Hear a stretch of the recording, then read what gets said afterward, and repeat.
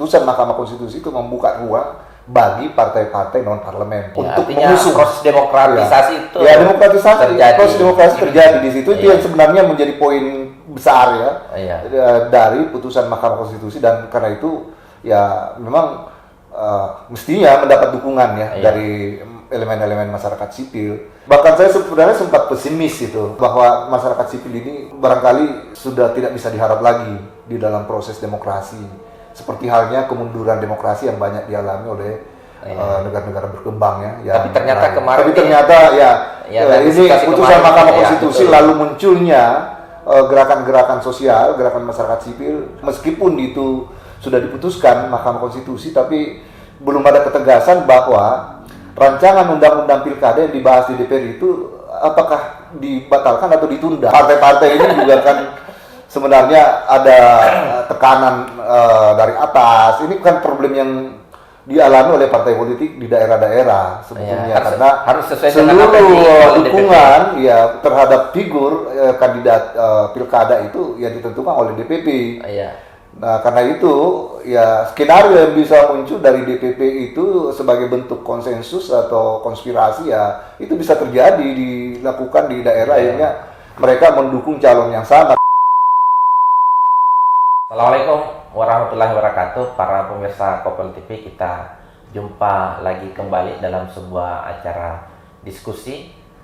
Kali ini kita akan mengulas tema beberapa hari yang lalu, 2 hari yang lalu kita sudah sama mendengarkan putusan Mahkamah Konstitusi yang kemudian bergulir 2 hari ini. Kemarin ada demo lagi turun besar-besaran seluruh Indonesia, teman-teman mahasiswa keluar karena ada semacam bentuk perlawanan dari DPR untuk kemudian mengesahkan rancangan undang-undang pilkada yang berseberangan dengan hasil dari putusan Mahkamah Konstitusi. Nah, kali ini kita seperti biasa saya ditemani oleh yang sangat luar biasa. Kali ini Pak Dr. Adi Suryadi Cula. Selamat siang, Pak. Selamat siang. Assalamualaikum. Waalaikumsalam. Ya, Pak Adi, ini kan kita sudah dengarkan putusan Mahkamah Konstitusi yang kemudian mendapatkan sedikit perlawanan, bukan sedikit sebenarnya, karena hampir undang-undang ini disahkan kemarin tapi tidak jadi, dan itu ada wacana untuk kemudian apa yang diputuskan oleh Mahkamah Konstitusi itu akan dibegal oleh DPR terkait dengan undang-undang pilkada ini. Nah, kemarin juga kita sudah lihat teman-teman mahasiswa turun, terus kemudian para guru besar juga bersuara, semua keluar kampus. Nah, kira-kira setelah putusan Mahkamah Konstitusi ini dan terus masyarakat sipil bergerak karena adanya penolakan dari DPR, dan yang pasti bahwa jadwal pilkada serentak ini November yang mendatang ini akan tetap jalan. Nah, ini apa dampak-dampak kira-kira yang bisa dilihat Pak Adi untuk bagaimana pemilu serentak ini tetap jalan dengan berbagai konsekuensi dengan adanya putusan Mahkamah Konstitusi ini? Ya, yang pertama saya kira yang kita harus lihat dulu perubahan yang terjadi dari regulasi pilkada ketika MK membuat putusan dan itu berdampak saya kira ke arena pilkada nantinya, karena ada perubahan terutama di dalam syarat pencalonan. Calon kepala daerah. Nah, itu nanti yang mungkin akan bisa merubah bahkan peta yang terjadi di daerah-daerah peta politik yang semula ada akumulasi kekuatan politik terhadap calon-calon tertentu, figur tertentu, bahkan ada kotak kosong kan, wacana kotak kosong yang beberapa daerah itu akan berdampak saya kira karena persyaratan pendaftaran tidak lagi berdasarkan pada hitungan kursi. Dan tidak harus lagi menjadi patokan itu adalah partai-partai yang lolos parlemen.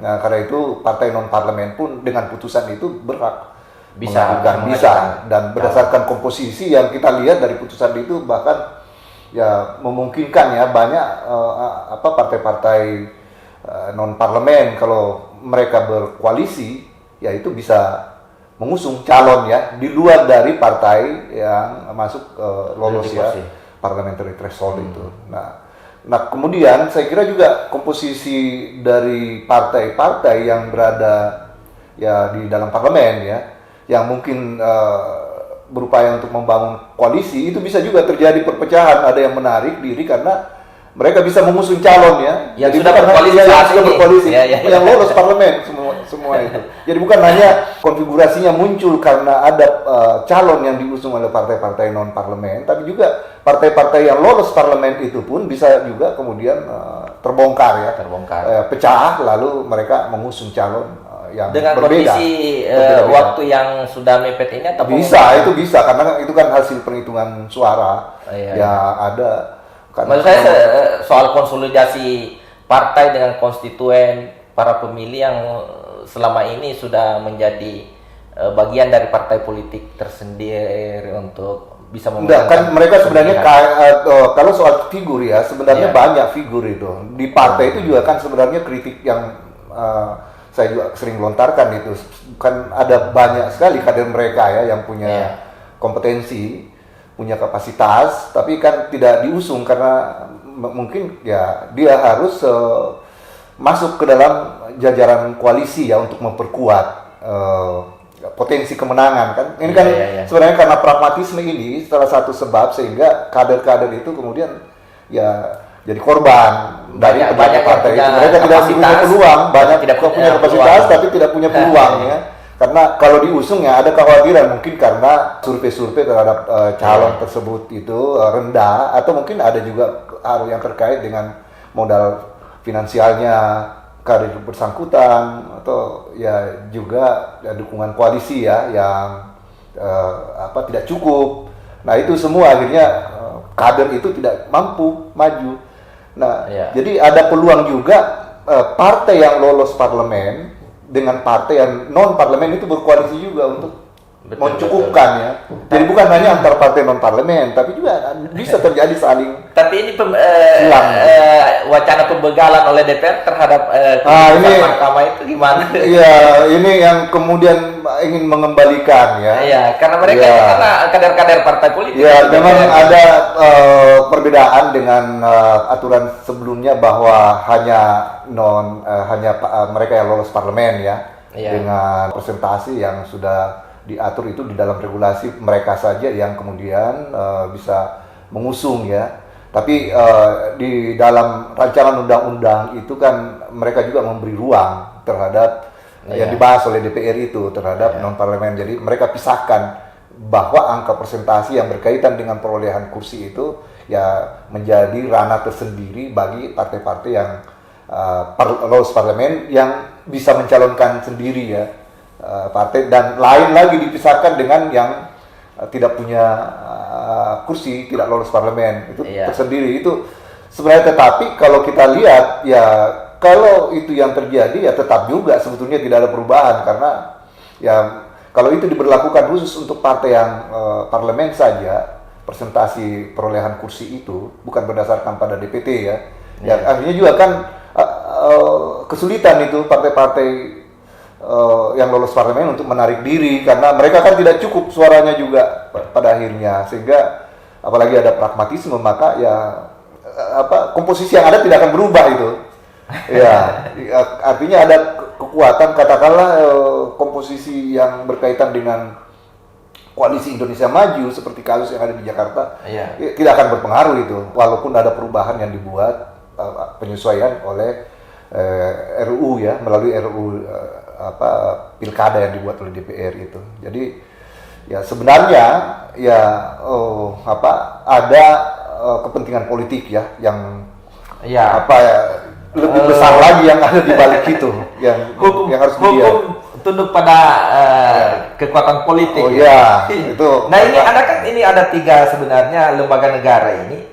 Apa yang diputuskan oleh Mahkamah Konstitusi kemarin kan ada kaitannya dengan apa yang diputuskan oleh Mahkamah Agung sebenarnya di beberapa waktu yang lalu. Nah, terus ini DPR RI juga melakukan perlawanan. Jadi ada 3 institusi negara ini yang kemudian ya berseteru lah kira-kira begitu dengan hasil putusannya masing-masing, hasil keinginannya masing-masing untuk kemudian bagaimana menyikapi pilkada ini dengan menyusun berbagai macam instrumen untuk misalnya RUU, undang-undang, PKPU dan seterusnya untuk ya keinginan-keinginan masing-masing partai untuk kemudian bisa maju di pilkada kira-kira begitu. Iya. Iya itu kan kalau dilihat sebenarnya saya bukan ahli hukum tata negara, tetapi setahu saya bahwa itu ada struktur kedudukan hukum yang jadi produk masing-masing lembaga. Dan ya kalau Mahkamah Agung itu kan menguji peraturan perundang-undangan apakah sesuai dengan undang-undang, kan itu yang menjadi keputusan ketika soal umur itu dikaitkan dengan pada saat pendaftaran atau pada saat pelantikan, kan lalu menguji undang-undang di bawah pelantikan, menguji peraturan undang-undang dengan undang-undang sendiri. Iya, dengan undang-undang itu sendiri. Nah itu tugas fungsi dari Mahkamah Agung. Tapi kalau Mahkamah Konstitusi, jadi struktur hukumnya kan sebenarnya justru undang-undang itu akan diukur berdasarkan kesesuaian dengan konstitusi. Diuji di situ, dan hasil putusan dari Mahkamah Konstitusi karena itu jauh lebih tinggi atau berada di atas dari segi kedudukan mengembalikan sebenarnya daripada putusan Mahkamah Agung ke posisi yang sebenarnya. Nah itu yang kita melihat bahwa DPR keinginannya seperti itu. Itu DPR mengembalikan lagi ke situ kan. Jadi ada kesamaan yang kelihatannya antara putusan Mahkamah Agung dengan DPR. Kalau ada perseteruan seperti itu, karena itu yang berhadapan dengan putusan Mahkamah Konstitusi. Ya kalau ada perseteruan, saya bahasakan perseteruan antar lembaga negara, siapa yang akan menangani? Nah itu problem memang saya kira yang menjadi evaluasi yang diperlukan bagi para ahli hukum tata negara tetapi bahwa dari segi hukum putusan Mahkamah Konstitusi itu final dan binding kan. Jadi saya kira itu tidak bisa lagi ada hukum lain yang kemudian membuat penafsiran yang berbeda, apalagi kemudian membuat rancangan undang-undang yang lalu bertujuan untuk mengeliminir putusan yang dibuat oleh Mahkamah Konstitusi. Ya, ini Pak Adi, ini kan kita coba tinggalkan sedikit itu soal undang-undang, soal hukum. Nah, dalam pembentukan peraturan produk hukum itu kan ada faktor-faktor non-hukum yang turut mempengaruhi peraturan itu. Nah, faktor-faktor non-hukum ini sosial, kondisi sosial masyarakat kita seperti apa, dan dengan tingkat penerimaan apa yang misalnya diputuskan oleh Mahkamah Konstitusi kemarin dengan apa yang diinginkan oleh DPR. Gimana melihat itu? Ya, karena kita ini kan 2 hari ini mahasiswa terus bergerak disupport oleh orang-orang. Saya kira itu yang akademisi. Yang menarik kan ini kan persoalan yang terjadi sudah jelas ada sengketa hukum yang terjadi antara lembaga negara. Dan kalau kita lihat sebenarnya putusan dari Mahkamah Konstitusi itu yang semestinya menjadi patron panduan di dalam pelaksanaan penyelenggaraan pilkada, dan itu yang harus dijabarkan oleh KPU melalui PKPU. Saya kira itu sudah jelas. Yang menarik sebetulnya saya kira adalah munculnya gerakan sosial gerakan masyarakat sipil kelas menengah yang kemudian berhasil memberi tekanan tekanan yang muncul dari hampir seluruh daerah dan turunnya elemen-elemen perguruan tinggi mulai dari mahasiswa, dosen, guru besar, kalangan cendekiawan, bahkan juga aktivis, dan banyak juga bahkan selebriti yang juga turun. Saya kira itu menggambarkan bahwa ada gerakan tandingan, counterbalancing atau bahkan kontrol sosial ya. Tapi ini kayaknya mahasiswa tidak kuasai DPR, tidak duduk di DPR saat ini. Iya, tapi mereka sudah jebol itu saya lihat kan ya. Itu menarik juga kita lihat ya. Kalau seandainya tidak ada pembatalan ya, Iya. dari pengesahan yang ingin Yang kemarin- dibuat yang kemarin oleh rencananya DPR dibuat oleh terhadap DPR. rancangan undang-undang pilkada itu barangkali arus besar itu akan dihadapi. Iya. Tapi kan pembatalan kemarin Pak Adi itu kan pembatalan jadwal, bukan belum ada masuk pada wacana Iya.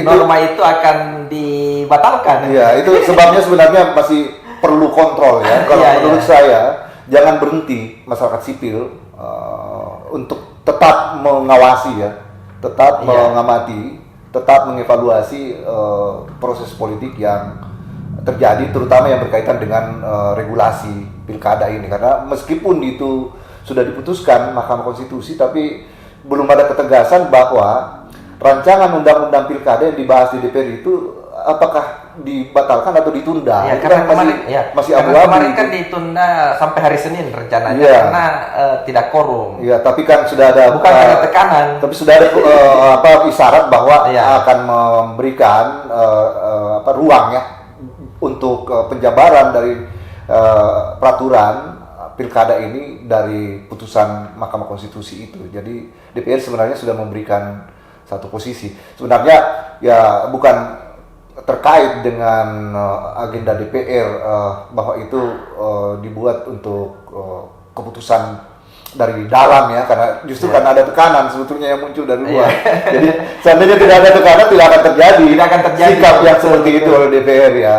Dan Meskipun itu memang tidak quorum, jangan-jangan juga anggota DPR banyak yang tidak hadir karena situasi kan sehari sebelumnya sudah beredar itu di media sosial akan turun hari ini, maksudnya kemarin. iya itu makanya harus tetap saya kira ya diawasi karena ini kan undang-undang itu dibatalkan, rancangan undang-undang itu ditunda atau dibatalkan itu pertama ya, belum Iya. jelas. Iya. Nah, itu juga harus dilihat perkembangannya kemudian. Kemudian yang kedua, saya kira juga akan dijabarkan keputusan Mahkamah Konstitusi itu melalui PKPU. Nah, itu juga PKPU bisa terjadi penafsiran yang berbeda. Siapa tahu ada pasal atau klausul yang diselundupkan di situ ya, yang kemudian berbeda justru dengan aspirasi Iya, betul, karena- masyarakat. Karena itu kemarin- PKPU-nya harus tetap diawasi. Jadi belum final ini, belum berarti bahwa perjuangan masyarakat sipil itu sudah mencapai target ya. Masih ada kontrol yang dibutuhkan terutama dalam penjabaran Iya. putusan Mahkamah Konstitusi. Artinya kan kalau di tingkat mahasiswa kan di Pak Adi ini kan ketua forum dosen di Makassar, Sulawesi Selatan. Ada tidak agenda-agenda khusus untuk itu? Bagaimana teman-teman melakukan gerakan-gerakan termasuk Ya, sebenarnya bukan forum dosen saja, teman-teman itu kan kemarin mendiskusikan dan upaya untuk mengevaluasi di mana sebetulnya penguatan hukum ya yang dibutuhkan, apakah berpatokan pada putusan Mahkamah Konstitusi atau pada DPR atau pada Mahkamah Agung. Tapi kan diskusi itu sudah menghasilkan sebuah kajian bahwa, dan itu saya kira juga sudah disepakati oleh banyak sekali penafsiran, bahwa yang utama itu yang menjadi patron itu adalah putusan Mahkamah Konstitusi. Itu forum dosen sudah, dan saya kira hampir sama dengan banyak gerakan-gerakan elemen-elemen gerakan yang lain kritis ya yang ada di luar. Tetapi bahwa banyak elemen-elemen masyarakat sipil yang bergerak sekarang ini, saya kira tujuan mereka itu belum tercapai, masih butuh langkah, masih butuh pengawasan yang dilakukan oleh mereka. Betul. Ya. Kalau kita lihat ini Pak Adi, upaya yang dilakukan oleh DPR kan ini kan jangan-jangan ini hanya melihat gerakan mahasiswa begitu besar kemarin satu hari itu, terus mengambil langkah mundur, dan hari Senin ya, ternyata apa yang diprediksi itu betul terjadi, bahwa apa yang diinginkan oleh teman-teman masyarakat sipil ini untuk bukan membela, berada di belakang putusan MK itu dimentahkan oleh DPR. Kalau itu terjadi kira-kira gimana? Iya, Kalau betul-betul ya, itu DPR justru yang melakukan dikhawatirkan. Saya kan sebenarnya salah satu pertanyaan besar saya adalah termasuk kemarin di diskusi forum dosen itu adalah apa yang terjadi kalau DPR tetap memaksakan Iya. untuk mengesahkan rancangan undang-undang itu menjadi undang-undang yang berkaitan dengan basis pengaturan pilkada. Iya. Kan itu yang saya tanyakan dan ya saya kira sangat jelas dan itu yang sangat mengkhawatirkan kita, apalagi kan sudah banyak reaksi kritis ya yang muncul, ya kemungkinan bisa terjadi benturan antara pemerintah dengan masyarakat sipil. Nah kalau itu yang terjadi ya itu akan bisa menjadi 98. peristiwa besar dan kita teringat dengan 98. sejarah 98 ya yang pernah mencelakai sejarah yang negeri ini ketika begitu banyak menelan korban hanya karena negara tetap bertahan dengan sistemnya yang otoritarian, tetapi masyarakat sipil menuntut adanya demokratisasi atau perubahan. Nah, dari diskusi banyak juga Pak Adi, ini kan sebenarnya ribut-ribut seperti ini sebenarnya sederhana, bahwa kekuasaan begitu otoriter dan ada sekelompok kecil di kekuasaan menginginkan seseorang untuk maju jadi gubernur. Anggaplah di Jakarta misalnya dengan putra presiden untuk dimajukan oleh partai politik tertentu masuk calon gubernur DKI. Apakah itu menjadi alasan yang dibenarkan untuk kemudian kita menarik kesimpulan bahwa hanya gara-gara ini kondisi kacau seperti itu terjadi? Kalau di Jakarta ya, yang dimaksudkan kan kelihatan sebenarnya upaya untuk menyatukan ya satu dukungan ya terhadap figur tertentu dan kelihatannya ya seperti yang kemarin sudah disepakati itu adalah Ridwan Kamil dengan Suswono ya dari PKS. Itu kan jelas sebenarnya. Dan sebagian besar partai, kalau tidak salah berapa partai itu 12 ya, itu sudah mendukung keseluruhan ya, mereka mendukung calon yang sama. Nah sisa PDIP, nah kalau PDIP itu tidak cukup, tapi dengan adanya putusan ini kan itu terbuka peluang. Tetapi ya kita melihat bahwa ada semacam skenario kan untuk menciptakan kota kosong. Di beberapa daerah. Di beberapa daerah termasuk di Jakarta yang di Jakarta, tadi. Sulsel juga. Iya, itu saya kira.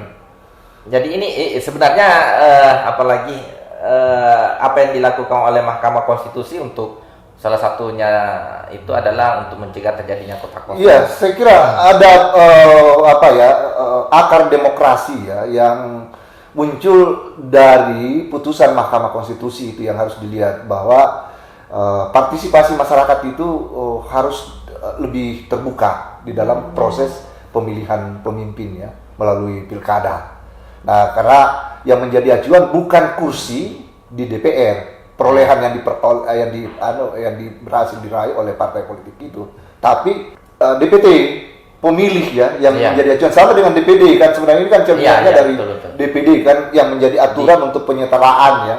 Dalam prinsip rekrutmen, proses seleksi melalui pilkada bagi calon-calon yang akan menjadi kepala daerah itu ya melibatkan partisipasi masyarakat yang lebih luas. Jadi bukan lagi ditentukan oleh kursi kuantifikasi yang didasarkan pada perolehan di DPR atau di lembaga legislatif ya bagi partai-partai itu dalam mengusung calon. Tetapi di luar dari ranah itu partai-partai non-parlemen itu bisa mencalonkan berdasarkan pada suara dan aspirasi masyarakat.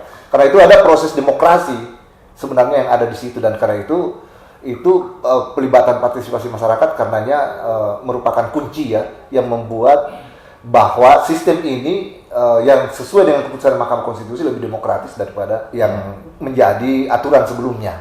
Ya, derajat demokrasinya itu menjadi lebih dalam ya. Lebih luas dan lebih terbuka. Masyarakat lebih punya banyak pilihan yang nantinya bisa diperoleh ketika pilkada. tidak lagi kotak kosong karena lebih ringan ya persyaratan-persyaratan yang dibutuhkan untuk mengusung calon. Ya, terakhir ini Pak Adi. Ini kan sudah ada putusan MK dan sampai sekarang ini belum pasti yang mana mau diikuti oleh penyelenggara. Nah, kira-kira posisi KPU sebagai penyelenggara untuk pilkada serentak ini, apa yang harus dilakukan oleh KPU sekarang ini? Apakah menunggu sampai kapan? Iya, saya kira KPU itu harus berpatron pada putusan Mahkamah Konstitusi. Saya kira sudah jelas, dan mereka ketika membuat PKPU nantinya sebagai penjabaran ya tidak lagi berdasarkan putusan Mahkamah Agung ya, tetapi bercermin pada Mahkamah Konstitusi. Ya, sama seperti kemarin kan waktu Pilpres. Iya. Jadi langsung apa yang diputuskan oleh Mahkamah Konstitusi itu final dan harus ditindaklanjuti oleh lembaga yang iya, tapi beda dengan Pilpres karena ini kan ada perhitungan yang ada di luar itu. Karena kalau Pilpres kan masih tetap mengacu pada putusan parliamentary threshold kan. Perhitungan kursi yang diperoleh partai politik di DPR. Kalau ini kan sudah lebih terbuka pilkada itu, jadi ada perbedaan ini yang harus jadi catatan dengan pemilihan presiden ya, dengan pemilihan kepala daerah ini. Karena putusan Mahkamah Konstitusi itu membuka ruang bagi partai-partai non parlemen untuk mengusung proses demokratisasi itu proses demokrasi terjadi di situ. Itu yang sebenarnya menjadi poin besar ya dari putusan Mahkamah Konstitusi, dan karena itu ya memang mestinya mendapat dukungan ya dari elemen-elemen masyarakat sipil, terutama karena untuk menciptakan perubahan ya politik, terutama membuka ruang ya bagi munculnya kekuatan-kekuatan alternatif ya di luar daripada partai-partai yang dominan ya. Itu bisa dicapai terutama di dalam penentuan figur ya calon kepala daerah, tidak lagi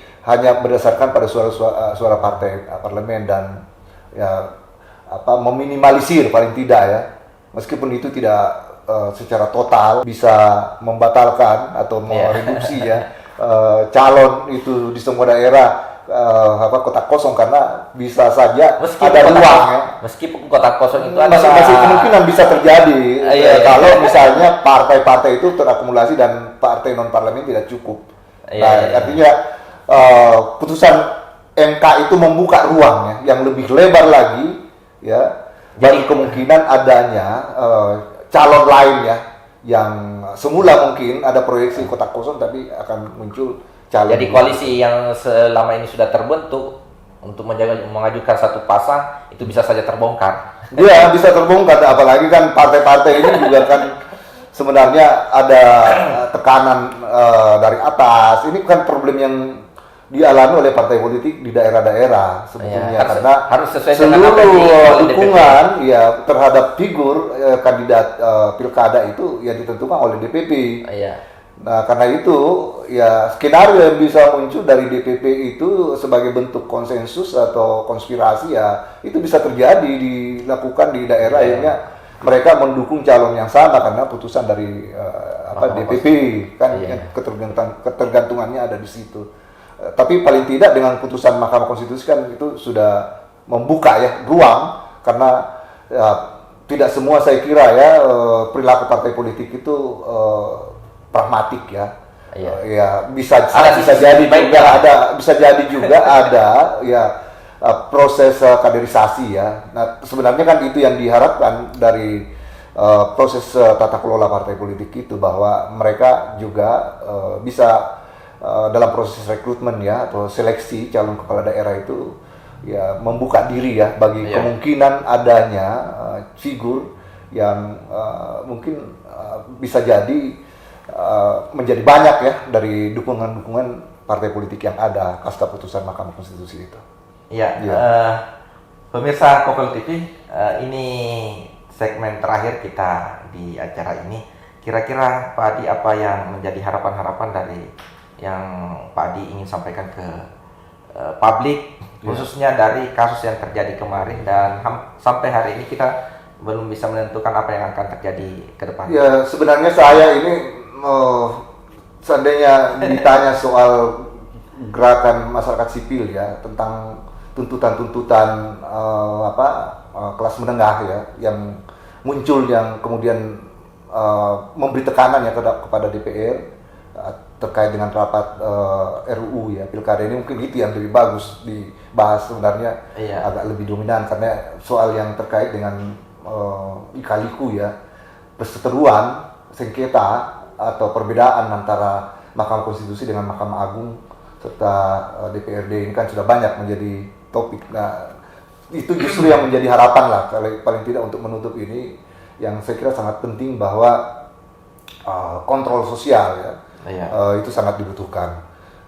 Demokrasi itu sebetulnya membutuhkan kontrol, karena kalau tidak ada partisipasi masyarakat di dalam tata kelola pemerintahan, maka ya justru malah negara ini dibajak ya oleh kepentingan-kepentingan kekuasaan, pemodal, kepentingan partai politik. Ya, sistem otoritarian kan sebenarnya yang banyak terjadi di berbagai negara di dunia itu karena kecenderungan ya demokrasi itu diperalat.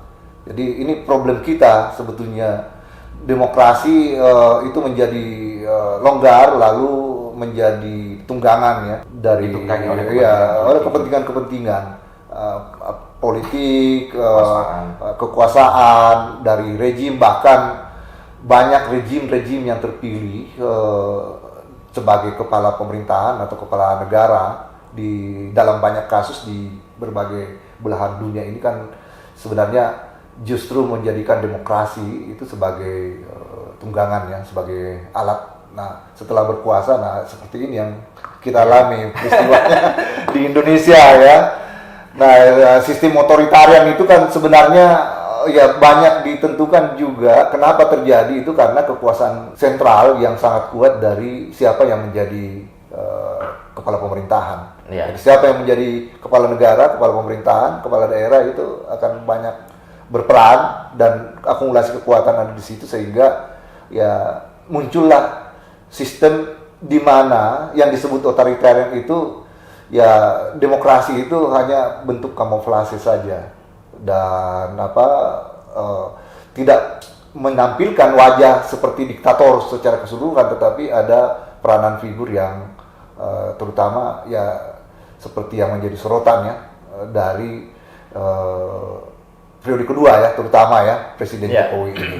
Nah, ini saya kira yang seharusnya tidak terjadi, dan karena itu ya harapan kita bahwa masyarakat sipil itu harus bergerak, harus memberikan kontrol, karena esensi demokrasi bahkan ya itu ada di luar dari negara itu sendiri. Persoalan yang kita hadapi ini berbeda dengan kasus ketika Orde Baru ya. Orde Baru itu dulu mungkin juga otoritarian, tetapi ada ruang di mana di dalam ranah state ya, itu ranah negara itu ada elemen-elemen yang pro demokrasi ya, sehingga Soeharto waktu itu ketika berkuasa masih menjalin proses dialog ya di dalam penentuan kebijakan, meskipun secara dominan memang Soeharto, tapi banyak kontrol yang muncul dari kalangan internal state itu sendiri. Jadi dan elemen-elemen pro demokrasi ini berinteraksi dengan masyarakat sipil yang ada di luar. Nah, itu kan juga salah satu pemicu sehingga gerakan 98 itu berhasil, karena ada elemen-elemen internal state ya yang berinteraksi dengan masyarakat sipil sehingga berhasil menekan negara. Nah, sekarang itu berbeda. Lebih banyak dari dalam negara ini tidak ada lagi elemen-elemen pro ya demokrasi yang sangat homogen. Jadi sebenarnya secara teori negara itu kan sebenarnya ada yang homogen, kuat ya seperti itu, sentralistik, bahkan bisa menjadi totaliter atau diktator ya seperti itu. Meskipun Menteri Pemuda dan Olahraga kemarin turun di jalan juga. Ya, itu kan sebenarnya hanya artifisial politik saja ya, bahwa ya seolah-olah turun ada interaksi dengan demokrasi, padahal tidak kan sebenarnya. Itu bukan murni ya didasarkan pada prinsip demokrasi, kasus yang kemarin sudah Menpora. Tapi ya saya kira berbeda, di era Orde Baru itu banyak sekali elemen-elemen di dalam negara itu yang ikut memberi dukungannya terhadap aspirasi masyarakat sipil. Nah sekarang di dalam internal negara itu mengental dan tidak ada elemen-elemen yang pro demokrasi di dalamnya yang kuat. Nah karena itu akumulasi dari kekuatan negara itu sangat besar sekali, apalagi partai-partai politik berhasil digalang semua kan di dalam satu koalisi. Nah itu akan makin memperkuat kecenderungan seperti yang disebut oleh Lord Acton itu, bahwa ya kekuasaan itu korup dan dia akan lebih korup lagi kalau dia bersifat absolut. Nah ini yang saya kira perlu kita lihat, bahwa kenapa sampai terjadi banyak sekali pengambilan kebijakan yang tidak melibatkan masyarakat sipil, bahkan cenderung memberi penampilan yang sentralistik tidak melibatkan partisipasi masyarakat, itu karena negara terlalu kuat. Nah karena ini bahkan saya sebenarnya sempat pesimis itu bahwa masyarakat sipil ini barangkali sudah tidak bisa diharap lagi di dalam proses demokrasi, seperti halnya kemunduran demokrasi yang banyak dialami oleh negara-negara berkembang ya. Tapi ternyata kemarin ini putusan Mahkamah Konstitusi lalu munculnya gerakan-gerakan sosial, gerakan masyarakat sipil, kalangan kampus, aktivis, cendekiawan, guru besar, itu memberi kita harapan besar kembali, energi tentang perkembangan demokrasi kita, bahwa ya masih ada optimisme yang kita bisa proyeksikan ke depan. Ya Pak, kemarin begitu 1-2 hari saja keluar putusan mahkamah, terus tiba-tiba gelombang perlawanan itu ketika DPRD mau membegal, gelombang perlawanan itu muncul. Dibandingkan dengan beberapa waktu-waktu lalu, kasus-kasus yang lalu itu kan tidak sebesar yang kemarin, yang 1 hari kemarin. Iya. Jadi mungkin ada semacam. Saya melihat bahkan ada kecenderungan yang hampir mirip menyerupai tahun 98 itu. Kelihatannya apalagi kampus bergerak di berbagai daerah dan elemen mahasiswa, para aktivis bergerak secara serempak Di samping itu juga yang sebelumnya kampus ini kan kelihatannya beku ada kecenderungan kampus itu juga tidak berani, kelihatannya dari gerakan yang kemarin itu bahkan banyak dosen yang ikut turun, bahkan kemudian mensupport, bahkan ada rektor bahkan yang kelihatannya di depan dan berada di tengah mahasiswa pada saat gerakan civil society itu muncul dari dunia perguruan tinggi. Nah ini menunjukkan bahwa ada arus besar yang bisa terjadi seandainya negara itu masih tetap bertahan, atau DPR dan pemerintah itu masih tetap bertahan ingin mengesahkan rancangan undang-undang pilkada itu. Nah tapi satu keputusan yang saya kira sangat penting dibuat untuk mencegah dan tidak berefek fatal bagi perkembangan negeri kita ini, terutama yang berkaitan dengan adanya protes yang muncul dari luar negara, dari elemen masyarakat sipil. Karena kalau itu terjadi, munculnya kebangkitan civil society yang terjadi seperti sekarang dan meluas, peristiwa 98 itu bisa terjadi meskipun dengan takaran yang berbeda atau rupa yang berbeda, tetapi benturan yang terjadi dengan negara itu bisa lebih mengkhawatirkan. Nah itu sebetulnya kita khawatirkan. Yang saya cemaskan juga sebetulnya kemarin itu. Kalau DPR tetap bertahan dan dengan pemerintah. Nah karena itu kita bersyukur bahwa tampaknya juga aparat keamanan juga tidak sesadis 98 dari aksi yang kemarin, teman-teman. Apanya? Aparat keamanan. Iya, ada juga hal yang menarik ini. Sebetulnya hal yang menarik, kenapa tidak seketat sebelumnya aparat keamanan? Dulu ketika reaksi terhadap Omnibus Law betul.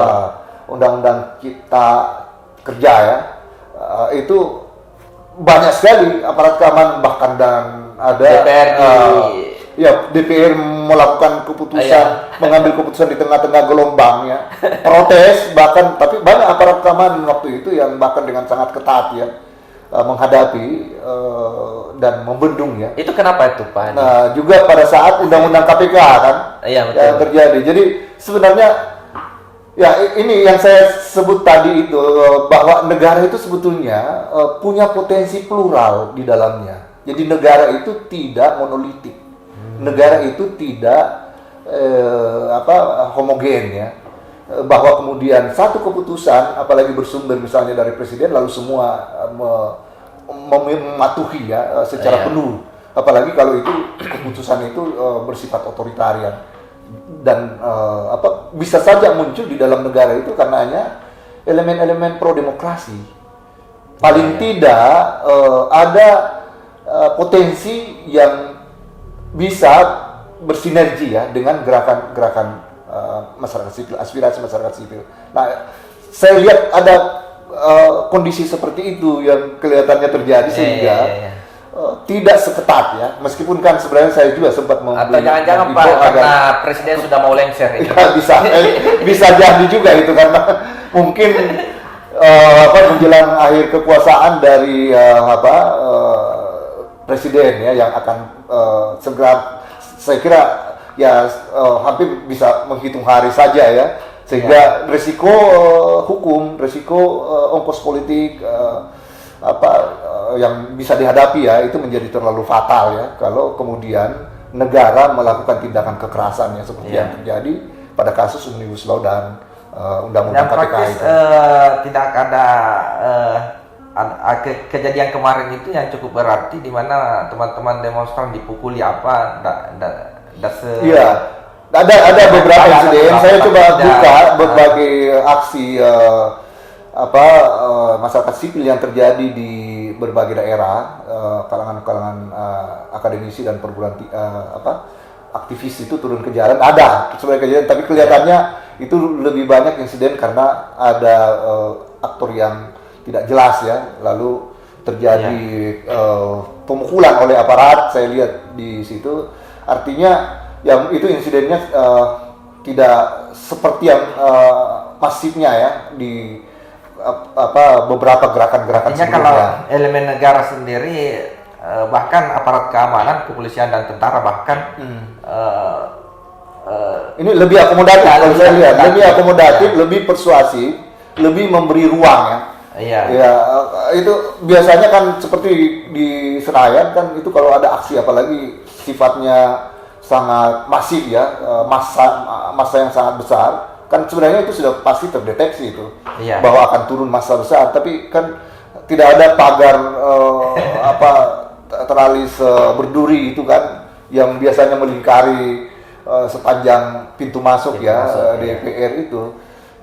Sekarang lebih longgar kelihatannya pengamanan ya yang ada di sana. Itu yang kita lihat kemarin, sehingga saya melihat bahwa ada koreksi yang dibuat oleh negara secara diam-diam dari internal ya, baik yang berkaitan dengan cara pengamanan maupun bagaimana massa itu sendiri dihadapi ketika berada di lapangan ya oleh aparat keamanan. Nah, kelihatannya ya kekerasan itu tidak seperti yang pernah terjadi sebelumnya yang dilakukan oleh aparat. Karena itu juga saya kira jadi keberhasilan gerakan masyarakat sipil kemarin ketika menyerbu atau berdemonstrasi di depan kantor DPR itu tidak hanya karena arus yang muncul dari masyarakat sipil sendiri, tapi ada kondisi struktural ya, ada kondisi lingkungan sosial, politik, pemerintahan yang terjadi dari perubahan yang kelihatannya terjadi, sehingga ya itu juga berhasil membuat tekanan yang sangat keras terhadap DPR. Jadi jangan diabaikan itu. Saya lihat faktor negara. Jadi ada teori memang yang saya percaya juga bahwa di dalam proses perkembangan negara, meskipun otoritarianisme ya itu terjadi, tapi dalam banyak kasus ada elemen-elemen, ada energi yang muncul di dalam negara sendiri, entah itu tampak secara vulgar ataupun mungkin itu berada di balik ya peristiwa-peristiwa yang terjadi, karena ini kan ada panggung belakang yang mereka juga mungkin kita tidak tahu. Di antara para ada pejuang, ada di belakang itu ya, yang juga kemudian membuat kebijakan yang lebih lunak dibanding sebelumnya dalam menghadapi aksi demonstrasi. Itu juga yang membuat gerakan civil society kemarin itu mampu ya membuat tekanan yang sangat kuat sekali. Tapi yang pasti gerakan teman-teman kemarin ini jangan berhenti. Ini harus tetap kita lanjutkan, awasi kebijakan yang sedang terjadi saat ini. Jangan sampai ternyata penundaan nanti akan terjadi sebenarnya. Ya, harus tetap diikuti. Pertama itu yang saya bilang bahwa apakah dibatalkan RUU itu, ataukah ditunda, itu kan masih abu-abu juga itu.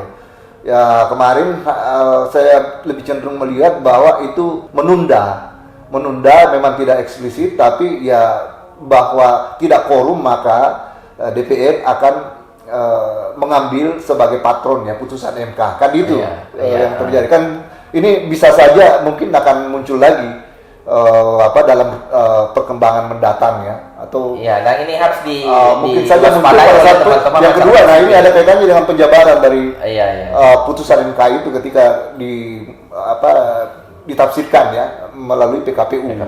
Ya, dibuat penjabarannya. Nah, itu bisa ada pasal yang diselundupkan yang saya kira harus juga diawasi ya di PKPU itu. Nah, saya kira itu karena itu. Nah, kemudian yang ketiga ya saya kira bahwa ada kontrol ya yang dibuat masyarakat sipil ini sebenarnya harus tetap ya menjadi aktivitas yang diperlukan ya, terutama ke depan, karena jangan sampai keberhasilan di dalam menekan ya DPR kemarin ini dalam pembatalan, dalam penundaan atau apapun namanya, itu kemudian membuat mereka terlena, lalu kemudian bubar dan tidak ada lagi yang mereka lakukan ya, seperti memukul gongnya sudah dipukul ya selesai kan. Kan itu sebenarnya kecolongan yang banyak dialami ya, termasuk gerakan kalau sudah tidak ada teriak tiba-tiba masuk lagi. Ya, gerakan masyarakat sipil itu hanya memukul gong ya, terutama mahasiswa turun memukul gong, selesai. Perubahan sudah dilakukan, reformasi sudah bergulir, rejim Orde Baru sudah jatuh. Setelah itu ya proses pengelolaan negara kemudian diambil alih oleh partai politik. Nah, itu yang terjadi, dan sebaiknya karena itu cermin dari kejadian setelah 98 ya, yang kemudian yang disebut dengan reformasi lahir ini prematur. Itu kemudian juga dialami seperti sekarang dalam skala yang mungkin masih kecil sebetulnya, karena ini kan baru dalam kasus terkait dengan protes terhadap kebijakan pemerintah terkait undang-undang pilkada ya, itu saya kira. Pemirsa Kopen TV, kita sudah berada di penghujung acara, dan mudah-mudahan apa yang sudah disampaikan Pak Dr. Adi Suryadi Julla ini bisa menjadi penambah wawasan kita, dan pada intinya kita berharap bahwa kelompok-kelompok masyarakat sipil, aktivis, mahasiswa, dosen, dan sivitas akademika seluruh Indonesia dari berbagai kampus ini jangan sampai berhenti hanya sampai di sini. Kita tetap mengawasi berbagai kebijakan negara yang kecenderungannya menyimpang. Sampai di sini perbincangan kita. Billahi taufiq wal hidayah. Assalamualaikum warahmatullahi wabarakatuh.